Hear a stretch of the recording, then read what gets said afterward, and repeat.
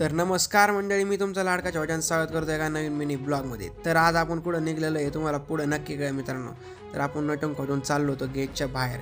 गेटच्या बाहेर गेल्यावर आपल्याला एक भैया भेटले होते आणि ते म्हणा डायरेक्ट आपल्या पीजीचं प्रमोशन करून टाक. मग काय भैयाचं पण प्रमोशन करून टाकलं. आपण केली ती कॅब बुक. मग काय कॅब येऊस्तो रंगाना मस्ती केली आणि बसलो कॅबमध्ये बसल्याबरोबर आपल्याला दिसले जय हनुमान जय बजरंगबली मित्रांनो. मग काय बजरंगबली दर्शन करून थोडं पुढे गेलो आणि डायरेक्ट श्रीनाथ भैया भेळ सेटर. हां, सोपं नाव नाही आपलं, एकदम टॉपचं नाव आहे श्रीनाथ भैया.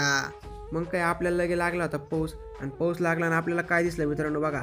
श्रावणमध्ये खरं खरं सांगा मित्रांनो, या दुकानाची आठवण कोणाकोणाला येते. मग काय आपल्याला बसल्या बसल्या काही काम नव्हतं, घेतला भैयाचा फोन आणि केला आपल्या पेजला फॉलो. भैया पण बोलले दानादन फॉलो करून घ्या मित्रांनो. मग काय गाडीतून उतरल्याबरोबर आपण दिग्विजयला लावला होता आष्टिगंध मध्ये भागवागंधाचा टिपका वगैरे.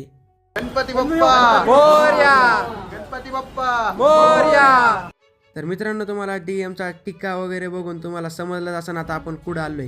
हा तर मित्रांनो आपण आलोय श्रीमंत दगडूशेठ हलवाई गणपतीच्या दर्शनासाठी. आणि इथं आलो काय ह्या मशीनमध्ये घुसलो, ते मशीन लागलं वाजायला. जिथं जावा तिथं आपला बोबाजात असतो. मग काय त्या मशीनमधून आल्याच्या नंतर आपण आलो मंदिरात आणि मंदिरात आल्याच्या बरोबर आपल्याला दिसली गणपतीची सुंदर अशी मूर्ती.